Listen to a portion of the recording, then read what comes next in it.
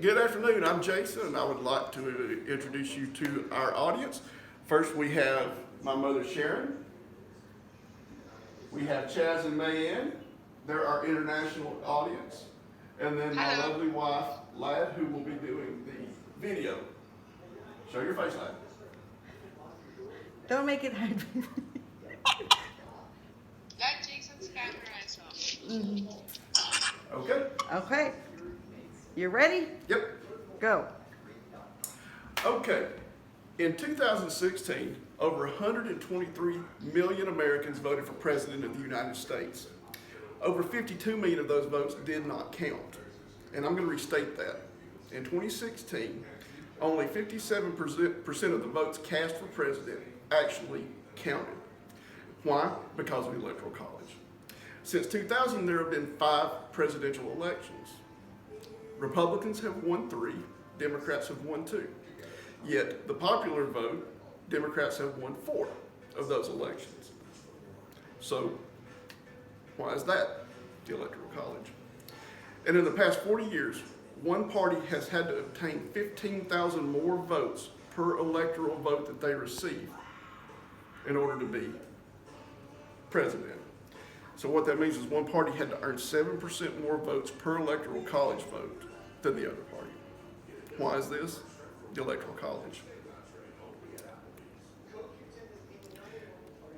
Now, good evening.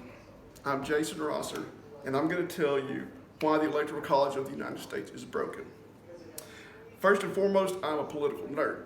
I love all things politics. From my very first political science class at Auburn University all the way until now, I've tried to learn as much as I can about politics and how they function within America. Not only to be more educated about the subject, but to also be a more informed citizen and make better vote choices. Now, no matter your political affiliation, the shortcomings of the Electoral College should matter to you. If you're a Republican, almost 21 million of your votes in 2016 did not count. If you're a Democrat, more than 32 million of your votes did not count. And if you're politically indifferent, it's really important to understand how much of an impact you can have on an election. In the 2016 election, 107,000 voters across 3 states, Michigan, Wisconsin, and Pennsylvania, chose the President of the United States. So it is important that you make yourself aware and you vote. Now, many Americans still believe that one vote for one person and that all votes are created equally. This is simply not true. The Electoral College sees to that. Every citizen is absolutely, positively not represented equally by the Electoral College. The Electoral College must be eliminated. Now, before we jump into the numbers, let's have a brief history of the Electoral College. Where did it come from? What's it about? Well, according to History.com, the Electoral College was a compromise reached at the Constitutional Convention of 1787. Some of the founding fathers wanted Congress to elect the president. Other members wanted the public to choose the president. And the Electoral College represented a compromise between those two ideas. It took months and months of debate. They never came up with a solution they liked, so they used this as an interim solution that was supposed to only be temporary until a better solution could be found. To give you some context of how far back this goes, this was part of the thought process that went into this was a 3/5 compromise, where a black person was only counted as 60% of a human for voting purposes. That's how far back this goes. So in the United States of America, in 2020, we use a system to elect our president that was a temporary compromise, never meant to be permanent. It's rooted in slavery and the injustices that come with that. And it's 233 years old. But most importantly, in 1787, there were no political parties.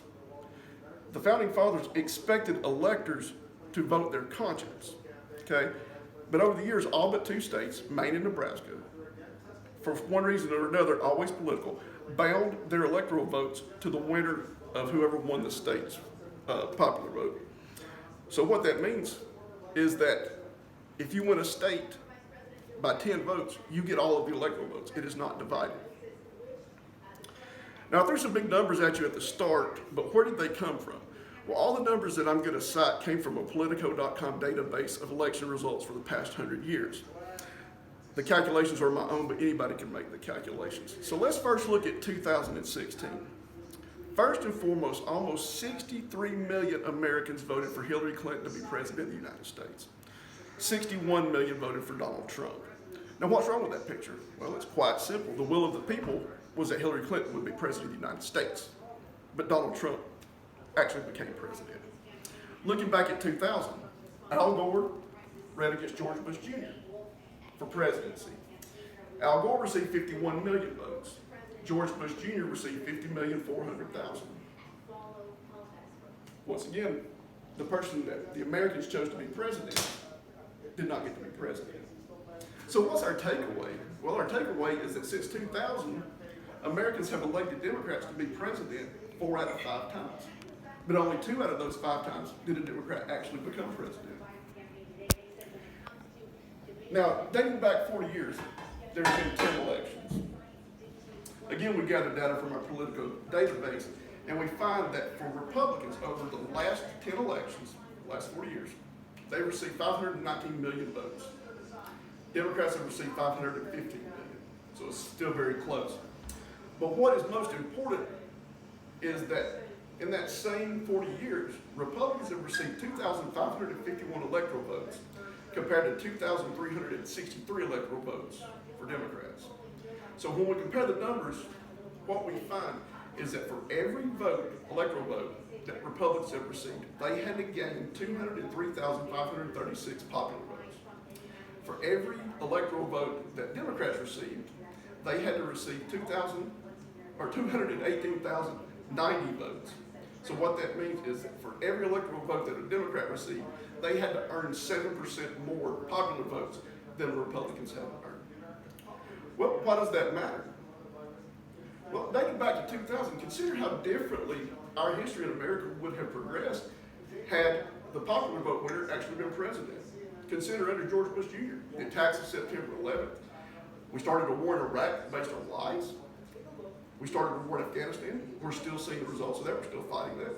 There was a ban on stem cell research, which could have made a huge difference to a lot of people from a health standpoint.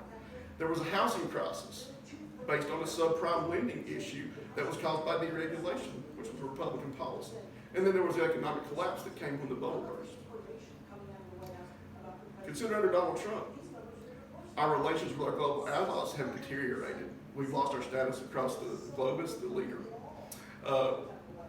Climate change. We withdrew from the Paris Climate Accords.